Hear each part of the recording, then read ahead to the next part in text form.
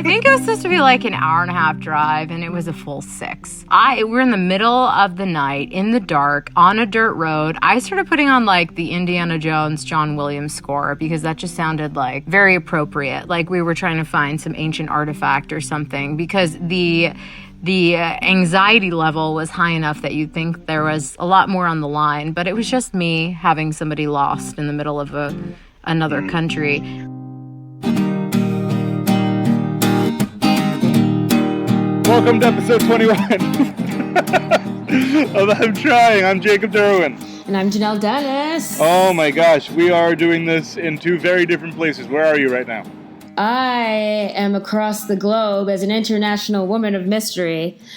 No, the opposite. I am in Canada, Montreal. That's pretty global. It's like pretty close. It's like French. 6 hours away from you. So. And what are you doing in Montreal? Preparing for a show during Just for Laughs Festival. You are doing it. Congratulations. Yeah, I'm not doing stand-up, but I'm doing something just as fun. So it's still super exciting. But 3 times as stressful. I get it. Yeah. All right. I believe in you, and I'm sending you positive vibes from the future, and so is everybody listening. Jacob positive vibes. That's future positive vibes. Okay, good. The reason my side of the audio sounds like a city street is because it is. I'm going to see The Lion King today in like a few minutes, and I didn't want to record inside the movie theater, so I am outside on 3rd Avenue, just like hanging out. And there's a really cute puppy next to me. It's pretty great, and just waiting to get going in there. Today's guest is someone who I admire. Her name is Aubry Bracco. She's a 3-time Survivor All-Star. Aubry Bracco. I mean, she's someone I don't really know how to put it in words. She represents something very honest and good, and within or without the show, she's really just a really wonderful person. I am honored to have been able to talk to. She's someone who I was a big fan of before I was just about to ask that. Was it someone that you were a huge fan of? Yeah, Aubry was one of the people who, when I was auditioning for Survivor, I kind of referenced a lot. She was kind of one of those people who I said, like, I kind of want to be like Aubry if I can. Like, that's the archetype I'm going for here. I don't think I've told her that, but she's really someone I look up to. And even outside of the context of the game show, like, I think it's important whenever we have someone from a game show or from a reality show on this, that I acknowledge the fact that this is not about like Survivor. This is about this person being a really wonderful, cool human being, and it's really special that they would come on. All right, let's get this thing going. Let's get you back in your zone. I hope you guys enjoy episode 21 with the amazing Aubry Bracco. Aubrey. Okay, so I absolutely love that you're all about these vulnerable moments. I don't think we talk about them enough. Everybody's not listening when other people are speaking and getting ready to rebut with their opinion on hot topics. But I think what the world needs is people being a little bit more vulnerable about the things that they're scared of, the things they're not good at. I think it could behoove us all to talk about that stuff. So I heard Jacob say, hey, what are things you're afraid of, not great at, something you want to talk about, what makes you human? And I thought, that's easy. It's my horrific sense of direction. I have no sense of direction at all, whatsoever. What does that mean? Like, just in terms of where you want to head? Oh, no. I mean, like, well, let me preface by saying, like, I live in Los Angeles now.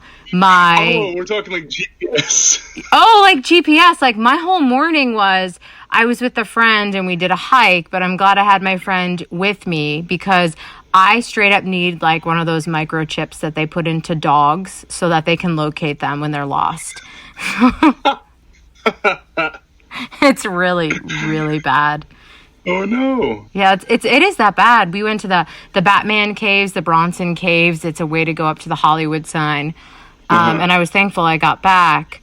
because I was talking to her, kind of knowing I was going to talk to you later about all of these stories I have about how bad my sense of direction is. It really is like, you know how the birds go from like Canada to Mexico for the winter, or the monarch butterflies. I was obsessed with that in kindergarten. Yeah, they have like that internal, innate, I know where I'm going. I have my North Star at all times. Mm-hmm. I definitely think that someone put my North Star where my like West Star should be. And it's really not great. It's not a good situation. No, I get it. I'm like, I mean, I literally live inside of a grid and I struggle. I think this is up and this is down, northwest. I really, at this point, I've lived in Brooklyn for 2 years. I really should understand that when the numbers go up, you're going north or east, and when they're going down, you're going south or west. Well, it's funny you say that, because I did live in New York City. I'm from New Hampshire originally, and I have a whole theory about this, because when I moved to New York, I worked in Manhattan. I lived kind of by Carroll Gardens area. Where are you? Mm-hmm. Where are you in Brooklyn? I live in Bushwick. Okay, so you're in Bushwick. I kind of know where that is, but not in the traditional sense of like, that's north blank of here. I'm like, that's over there next to this. Yep. Which brings me to my point of like, I think growing up in New Hampshire, where it's like cornfields and farms and there's the ocean always safely on the east. I always knew that growing up. My brain is like, my neurons, synapses, all of that are like networked to understand like landmarks of things, like landmarks. And then when I moved to New York City, I lived in Brooklyn. I was like more fine in Brooklyn than I was going to work in Manhattan, because there it was like a grid and a number system. Like, no, I need a little bit more of like abstract art, not this like grid math system for understanding direction. I found that hard too. Yeah, no, I completely understand. Have you found yourself in a situation where your lack of internal direction completely like actually caused an issue? Oh, quite a few. Oh yeah. Oh, I have a list for you. I have quite a little list. This is like the greatest hits list. I think one of my favorite is, as you know, we met through Survivor. Yeah. I met one of my dear friends from the show is Malcolm, who played with me on Survivor Game Changers season 34. And we went on a vacation together in Costa Rica, and I was meeting Malcolm. He was doing this whole kind of world tour thing after we had finished the season, and I went down there to meet him for a week, and then my aunt for a week. And see, I said aunt the right way. You know that as a New Yorker. And I arrived in San Jose, and we got this little car. He picked me up in this little white car that was a stick shift. And he was like, I haven't driven a stick shift in 6 years. And we were driving from San Jose to Turrialba, which is this little town in the middle of the country where there was an active volcano. And the traffic getting out of San Jose was horrific. It was rush hour, and I was the person with the GPS. Let's just say it was not a fun ride. Oh no. So between stick shift and not exactly good at figuring out where north is, I mean, how long were you guys going in circles? Oh, I think it was supposed to be like an hour and a half drive, and it was a full 6. So, yeah, I give the stick shift because that was like that was a up your game level. Okay, here we go. We're going to do this. So we're in the middle of the night in the dark on a dirt road. I started putting on like the Indiana Jones, John Williams score because that just sounded like very appropriate. Like we were trying to find some ancient artifact or something, because the anxiety level was high enough that you'd think there was a lot more on the line, but it was just me having somebody lost in the middle of another country. And it happened the next day too. We went to go see that volcano, and I led Malcolm up a cow path that was a dirt road. But then it became a mud road, and then we had cows just mooing at us, and he's like, where are we going? Where are we going? It was bad. And it happened one other time. We were trying to go from there to the coast. And I'm really, I'm definitely more of a analogy descriptor person. And I saw on the map, I was the DJ and the the directions person. There's like a rotary or whatever, people call them different things in different parts of the country. But I was like, it looks like a ribbon, you know, like a memorial ribbon or like a ribbon that they have for like a certain like awareness of like a disease. And he's like, what does that mean? I'm like, no, but like the rotary looks like that. And we have to get off like at the top right part of the ribbon. And he's like, what does that mean? Like, I know describing the shape of the rotary is not going to do much. Just, I'm not good at articulating it when I'm in the seat, Jacob. I'm not good. No, I'm right there with you.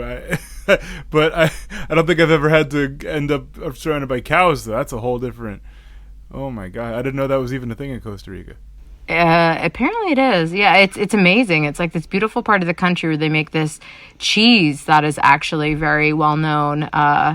It's, I think, the ash from the volcano affects, I don't know if it's the cow's milk or what it is, but there's like a very specific kind of cheese. And I mean, my Spanish is good if I've had a beer or two, but I mean, once you get stuck in the mud and there are cows coming at you, like, I'm definitely not the person you want in the seat next to you. It's like, sorry, this isn't going to work. I'm going to just back up, out of here. Yeah, it wasn't great. He was not happy. And the funny thing is, at the Survivor finale, I met Malcolm's dad, and he's like, oh, I've heard about you. You're the one who's real at directions. Like, yeah, that's me. Hold on 1 second. But I'm a good DJ. I mean, that's what matters, right? Oh, entirely. I mean, well, tell me what was on your Costa Rica playlist? Do you remember any of the specific hits?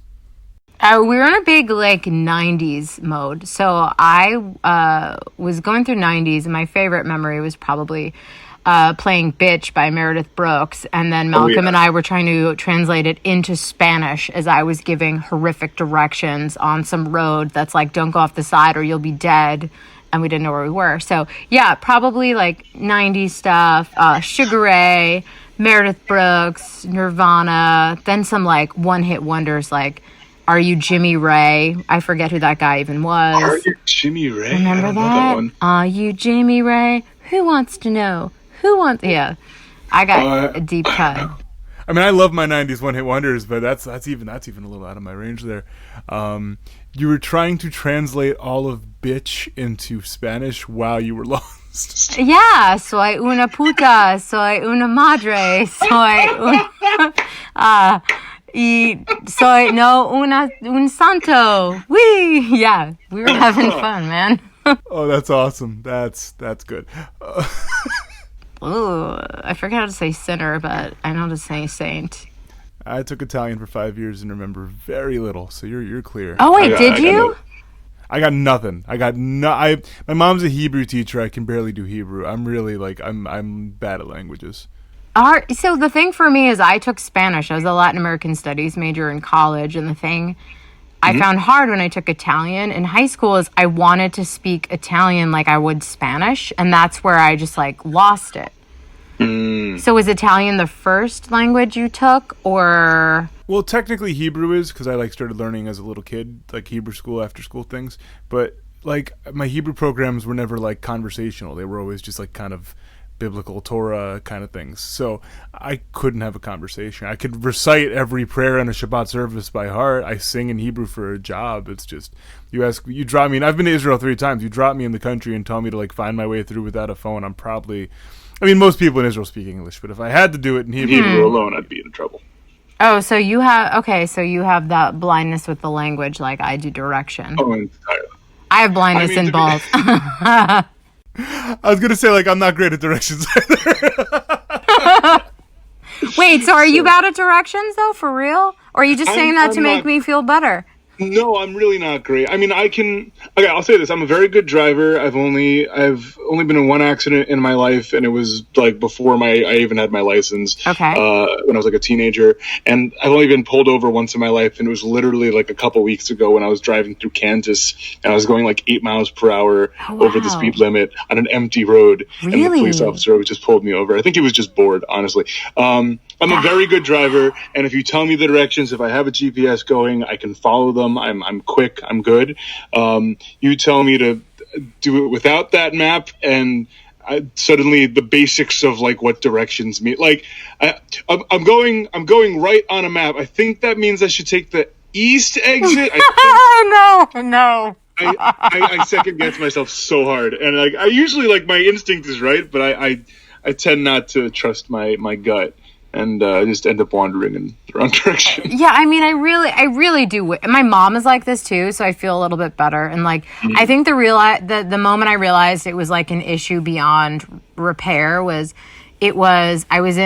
grew up in New Hampshire.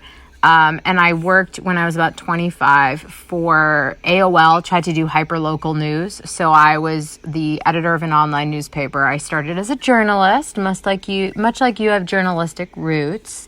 So high five. Lost art, bring it back. We need it so badly.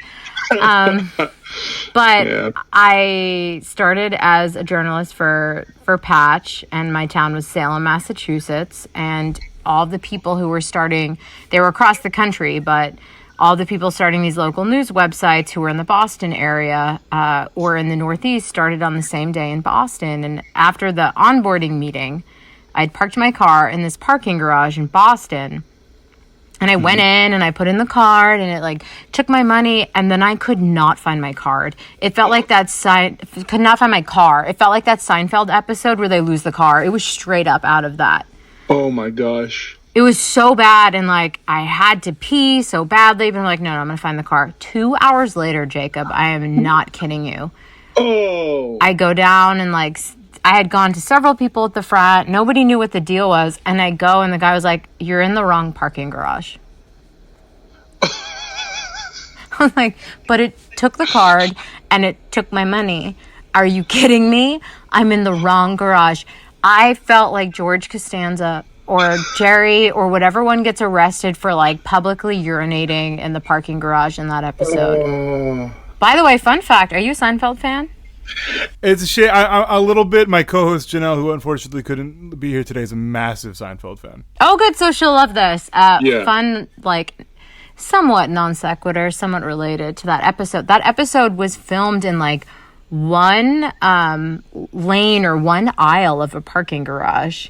And at the end, so the premise of the episode is that like Jerry and the clan can't find their car that they park in a parking garage. And the whole Seinfeld episode, and anyone who's a Seinfeld fan can appreciate this, is that they can't find the car the whole time. And at the end, they can't start it when they get in. But fun fact for Janelle, that wasn't actually scripted. The part about the car not starting, it just actually didn't start in real life. That's awesome. Yeah, so I thought she'd like that. So that's another direction issue. Man, direction's a problem. It really is. Okay, not for 2 hours, but when I was in Baltimore a few weeks ago, I did park in a mall parking garage to like run in and grab something, and it took me far too long to find the car afterwards. Like I luckily I had my Bluetooth. It was one of these fancy new cars that has like a Bluetooth connection to your phone, so you can like follow it. And I was just like aimlessly following this blue dot that was like slowly shifting around in this one little area for probably half an hour, just like wandering up and down. It was bad. Wait, what color is your car? Is it like a bright, like that's why I buy ridiculously bright car. Like my car is called Alien Green. It's a Alien Green Kia. Like, is your car like a generic color or brightly colored? Well, it was a rental. It was a Kia Forte. It was dark. It was like a dark gray. And it was a great car, but it definitely blends in. Yeah, it blends in. Like, that's why people are always like, Aubry, why do you pick the most aggressively bizarre color that year? I'm like, it's a red Subaru. You can see it anywhere. It's a alien green Kia. Everything else is white, gray, or black in LA. At least I know I won't get lost. Yeah, I can't drive it and feel safe about it unless I can see it from space. It's just basic security measures. Oh, I love it. Yeah, you're right. That's because my mom would always say if we like wore a bright jacket in public, she'll be like, at least we can see you. I'm like, I know, Mom. That's how I feel about my cars. It's literally, I mean, not to make it about this, but definitely how I felt on Survivor. Oh, wait, no, please make it. You're welcome to. Oh, no, I mean, like in terms of my outfit, I felt like my wardrobe choices ended up being like, I sent in a bunch of different outfits and they just picked the brightest thing from each and shoved them together. I'm wearing like bright coral pants and a mint green and a yellow shirt, and I'm just like, Yeah, I was neon. Well, I mean, that's like the second time I played. They put me in a blue sweatshirt that looked like a race car checker thing. And then like a scarf I had in my closet that was like 3D hexagons in yellow with a pink trim. I'm like, who the hell wears this in their right mind? Nobody. But I guess it's because they know I'd get lost because I have no sense of direction. So they wanted to make sure they could spot me as I'm like, I don't know, wandering off into the Fijian wilderness, like trying to kill goats or something. I don't know.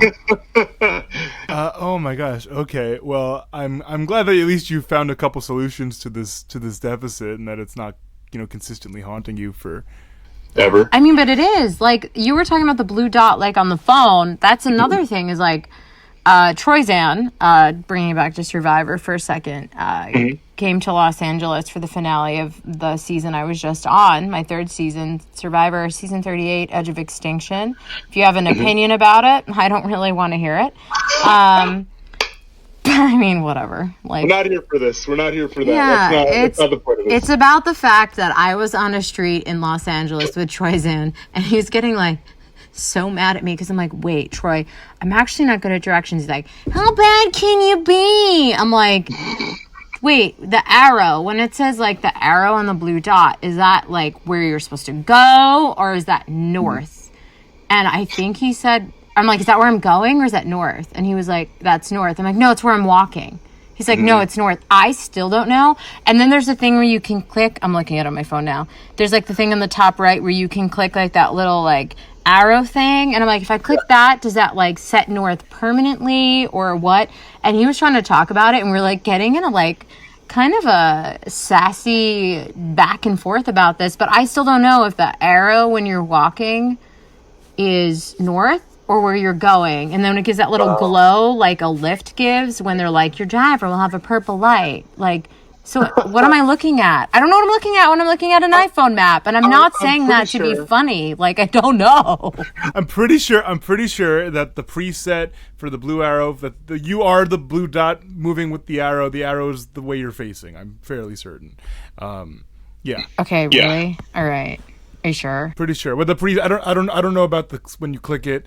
I think that might set it strictly in one direction, but I think the preset for when you just have the arrow going, it's just trying to tell you which way you're facing. Yeah. This is very much the blind leading the blind. Yeah, I mean, but for real, I mean, do you think it's innate? I think it's innate, the sense of direction. It might be. My dad is a human GPS. Like, my dad is super just quick. He knows exactly where he's going all the time. I got none of that. Yeah, my mom is not.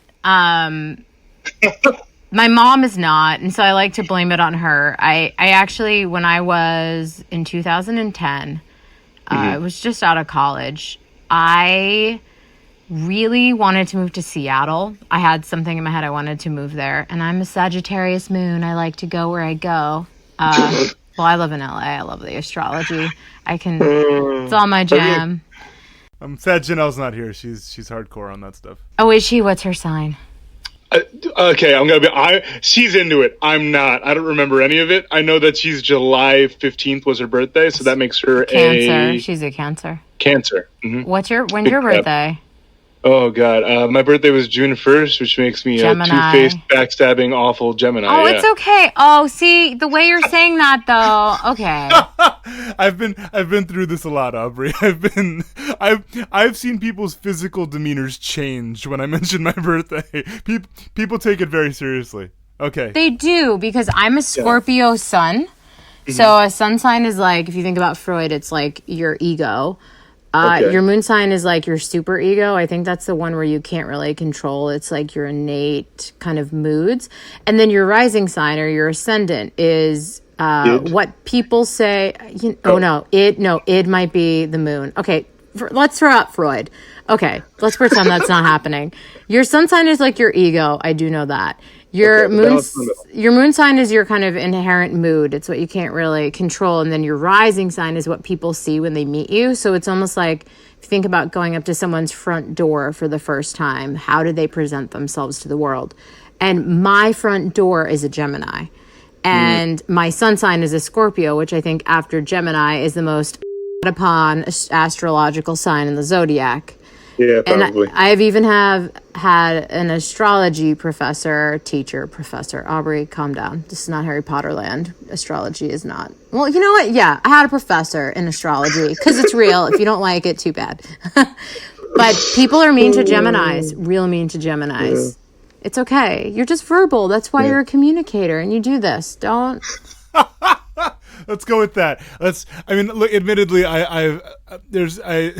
what I'm trying to say is, over the past week or so, I've heard a lot of people blame things on the Mercury being in retrograde, and every time that happens, I'm just like, yeah, let's just blame the planets for our bad decisions. Like, where's our agency here, people? No, I'm really glad you bring that up because that's actually my biggest frustration with how astrology has almost become. Speaking of direction, astrology has actually helped me find direction at times.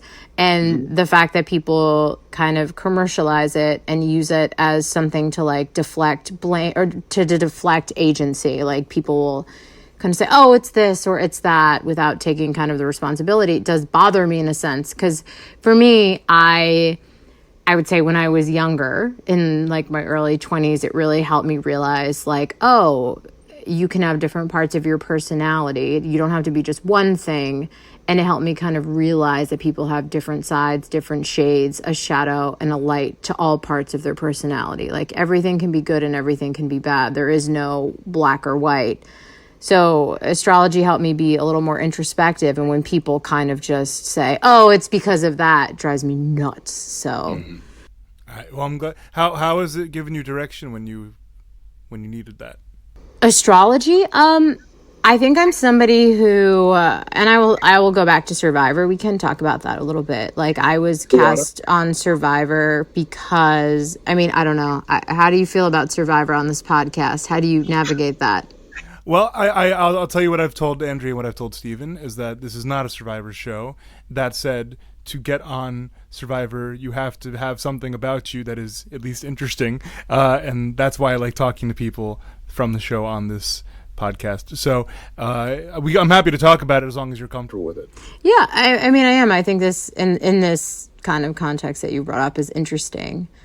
Sure. On how did astrology help me? It helped me kind of understand all parts of my personality. And I would say, having done Survivor, I just finished my third season. I played 3 times in 4 years. And next week, it's going to be 5 years since I applied to the show. It's been a wild ride. And my first season, I was cast on a season called Brain, Brawn, Beauty 2, which people often forget the theme of that season because they just call it Koh Rong, which was the location in Cambodia where this season was filmed. And I realized I was put on the Brain Tribe on that cast, and my role in the context of the show was to be a brain, the nerd, and I do have that anxious part of my personality. It's definitely a part of me. It's not all of me, and that can be a little bit frustrating at times, and that's what the lion's share of people see about you. The thing I love about astrology is that it does remind me about other parts of my personality. Like I'm a Scorpio sun sign, so I'm super intense, but I'm also very intuitive. I can be a little bit detail-oriented, some might say obsessive.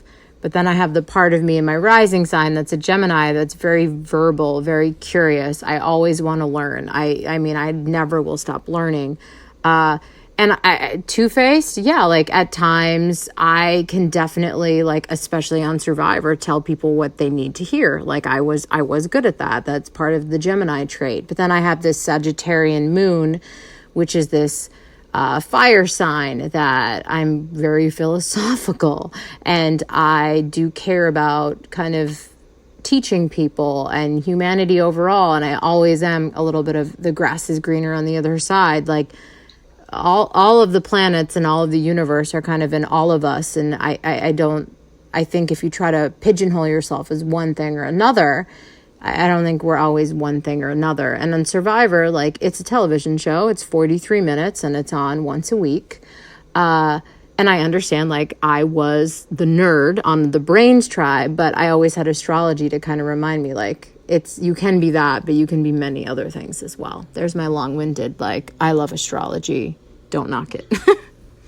No, that's see that okay. I have never heard an argument for something I kind of have a grudge against that I actually agreed with. That's a very good point. Is that I mean, even if outside of the context of a TV show, like people probably see us initially in one way, and that's a good way to remind ourselves that we're more than that. That's a really interesting way to look at it that I have not thought of before. Yeah, it's not just planets. I guess astrology can be about being a North Star.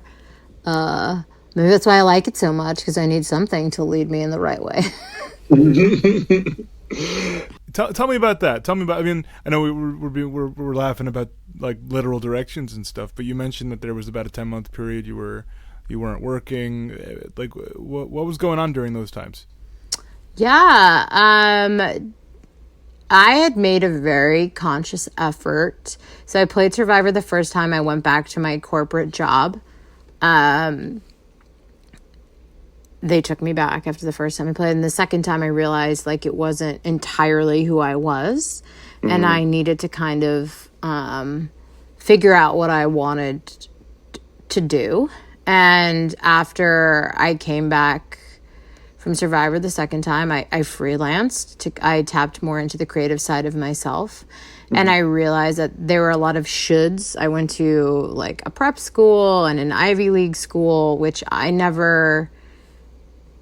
don't think it matters where you really go to school. But I learned some amazing things there. But I realized in myself that when it came to like direction in terms of what I should do career-wise, having gone to these East Coast, very achievement-oriented schools, I innately looked for kind of extrinsic motivation and didn't necessarily, I knew what I should do, but didn't necessarily know what it meant to want something for myself. And I think I'm still trying to figure that out. And I first kind of encountered it without really knowing what it was in those 10 months. And at the end of those 10 months, I moved from the East Coast, from the Boston area to Los Angeles, because I'm a very creative person.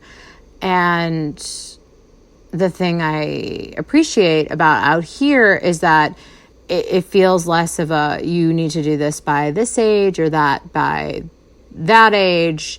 And it's more like creative people trying to find their way in their own way. So kind of in that 10-month period you referenced, I really had to kind of look in the mirror and realize that if there was going to be a direction I was going to go and a destination, I don't think there's a destination anymore. I think I always thought there was some like destination I was supposed to get to, and to get there I had to like take the biggest job or go to the best school or take the corporate job. And I realized kind of looking in the mirror in those 10 months, like you have to find out what that is in yourself. And I'm still kind of defining that, but kind of moving west, I appreciate it because you can kind of determine like the journey is the reward. It's a little bit less about the destination. Mm-hmm. I don't know if that makes any sense, but no, I think it makes perfect sense. There's more to living than just trying to figure out what the end point is. There's a lot of in between there, and yeah, I mean, I've had that urge a couple times since I've been in Brooklyn for 2 years now. You have that little itch. There's something I can't quite describe it. It's a pang. It's something that's like. Mm-hmm.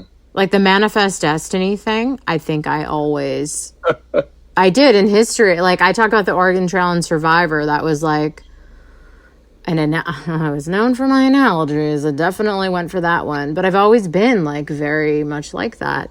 What is it about the West for you that you think, Mm-hmm. I don't even know if it's like California. I just like I get the urge to move, to change, to try something else. I mean, I lived in Long Island for my entire young life, and then went to college in the middle of nowhere in Ohio, just because I was like, I need to go do something else and be somewhere else because I cannot do this anymore.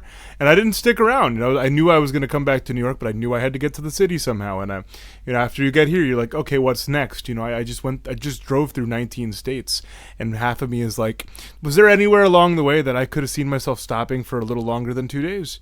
You know, it's an interesting thing that comes to mind. And I don't know. My only trips to Los Angeles so far have been mainly seeing the insides of hotels and TV lots. So I haven't really seen the city as it is. But maybe one day I'll be suckered in like all y'all creatives. Yeah, but it's not even like, that's the thing for me. Like, it's not, LA is like a good little waiting room. It's a good little like launching pad. Like, I love being on the road. I just drove 13 hours in one day from Telluride, Colorado back to LA after, for July, for the 4th of July. I visited my sister and her fiance. They were in Colorado, and I just love seeing other places. I mean, especially when I have a GPS on and it's actually telling me where to go. But yeah, there's something about that journey for me. I don't know what it is, but it's the moving. I have a theory that I love moving so much because internally I'm always thinking. I tend to be somewhat of an anxious person, and that when I'm actually physically on the move, it's more in line with my internal pace, and that's why I feel more comfortable. That's interesting. I thought of it more when I was on the road. It was like I'm not allowed to focus on anything else while I'm driving, and it kind of makes the voices have to shut up because I'm focused, you know? Yeah, but like, yeah, that kind of is, I think I might be saying it in a different way. It's like when how you're moving at the same pace as your inner voices, like maybe they're calm because they're keeping up with one another. It's interesting. It's something I've certainly thought about, but yeah, it's wild. And it goes all the way back to the days, as I referenced, when I tried to move to Seattle. And it was interesting because my hometown newspaper, I started out in like wrote for newspapers. That's how I started my journalistic career, which I'm very proud of. I know what a newspaper and a card catalog is. And the Dewey Decimal System. Do you know what that is? I know what it is. I haven't used it much since I was maybe an elementary schooler. Okay, but you know, like... I know what it is, yeah. Okay, cool. Like, do you know where the, like, philosophy books, like, what number they're in? Not off the top of my head, no. Okay, that's fine. I'm just giving you... Like, neither do I, but I want to sound real, like, I think they're in the zeros, but I don't know. I'm not sure. But anyway, I don't know where I was going with that. But when I went to Seattle and I was still writing for the newspaper, they let me write a column and for my hometown newspaper, and I pulled it up, and one of them was actually about how I had no sense of direction. And it was really funny because I guess this really is a genetic thing. I've had an issue for the longest time. So wow. I felt a bit better. I want to be a pioneer going west, but I don't know where the hell I'm going. Well, that's a fantastic quote. That should go in a yearbook. Yeah, I know, right? Aubry, I wanted to ask you, I ask this of everybody who comes on the show. Is there something that maybe after something goes wrong, after you feel a little bit bad about yourself, after any sort of minor or major devastation, is there something that you find yourself going back to consistently, a comfort place? It can be anything. It can be a movie, a TV show, food, a literal place, a person, an activity, anything like that you find yourself going back to a lot. Astrology and Mad Men. Mad Men? Yeah, I know there's some questionable stories from, like, the way that show was produced, like what was actually going on to get that thing written. There's something about that show for me that, I don't know, maybe in a past life I was in the 60s. I'm not entirely sure, but I've always related, especially to the female characters on that show, immensely. Like in a way, I've probably watched that whole thing like 15 times. Wow. Yeah, have you seen it? I watched the first few episodes and had trouble getting into it. A lot of people feel that way, but I think once you get into it, you really start to invest there. They seem like like my ex-boyfriend was like, I hate all these people. They're despicable. And I'm like, I understand what you mean, but there's something about watching, you get all the bad of people, but then you start to see glimmers of the good. And it's just, in a way, oddly heartwarming and kind of encouraging. And it's also like that time period in history, like, helps me understand ways in which my parents were maybe raised, where the social order was a bit different. And I've always considered myself someone with a lot of empathy. And while I highly disagree morally, like, with a lot of things, especially in this day and age in this country with some of the conversations we're having, there's a lot of things that I think there's a time to fight and there's a time to state how you feel, but I also think it's valuable to understand that some people aren't terrible people. They just really grew up in a different time where they like sincerely don't know any better. And we have to like find a way to better communicate so that they can understand why we feel the way we do about pushing things that need to be pushed forward.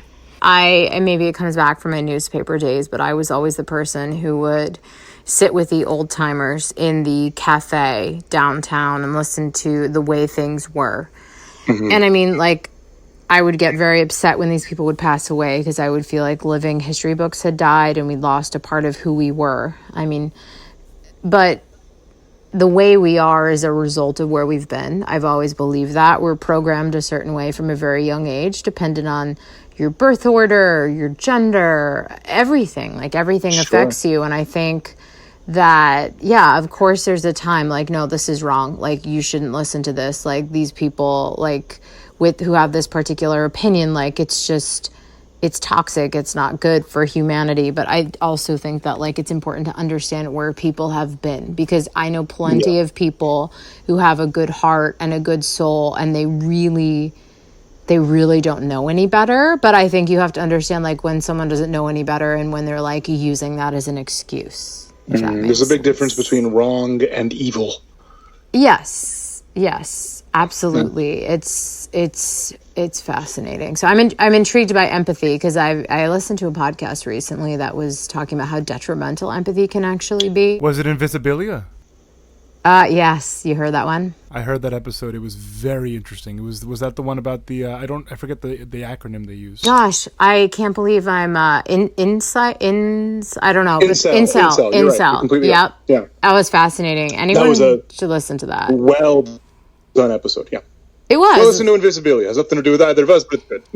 Yeah, it's amazing. Like, I think that empathy is one of those things that I think we might need to, like, kind of start to conceptualize it a bit differently. It really kind of brought other things up. Just like I think boundaries is another interesting topic for another episode, perhaps, that we talk about, but I think they need to be maybe conceptualized in a different way to be effectively used. Okay, now I'm getting real deep, but look where you brought me. See, this is what happens when you're in charge of someone who has no sense of direction. No. I think this is a perfectly straight timeline. Okay, good. I mean, I haven't seen too much of Mad Men, so I don't know where that puts you when you talk about it, but I can assume it brings you to this kind of place.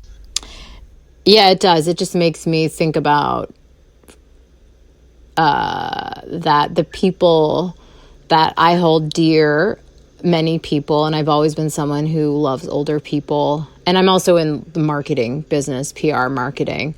It makes me just like so intrigued about like, this is where we were only 50 years ago. That's insane. Like, or 60 years ago, and just how far things have come. Absolutely. Yeah. All right. Well, Aubry Bracco, thank you so much for doing this. It really means the world to me. Oh, of course. And I love that you're doing this. It's the only way we get stronger is by being open about our vulnerabilities. I'm always all about that. All right, be sure to follow Aubry on Instagram and Twitter at Aubry Bracco, and check out aubrybracco.com to check out what she's working on. And if you enjoyed the show, please leave us a review, rating on iTunes. It helps word about the show spread across the globe like an international mysterious flight. Oh, they get dumber and worse every single time. God. And of course, make sure you're subscribed to easily download new episodes. I'm Trying is hosted, edited, produced, and scored by Janelle Dennis and me, Jacob Derwin. Our cover art was created by the fabulous Sammy Kappa. See more of her work at sammycappa.com. That's SAMICAPPA.com. And you can follow the show on Twitter and Instagram at I'm Trying Show. And if you want, you can follow us individually at Janelle Dennis and at Jacob Derwin. If you've screwed up or embarrassed yourself and you're looking for help or pity, reach out to us on Twitter or email at imtryingshow@gmail.com, and our team of crisis experts, it's us, are more than happy to assist you. Well, reasonably happy. Thank you so much for listening, and in the words of gorillas, up on Melancholy Hill sits a manatee just looking out on the day.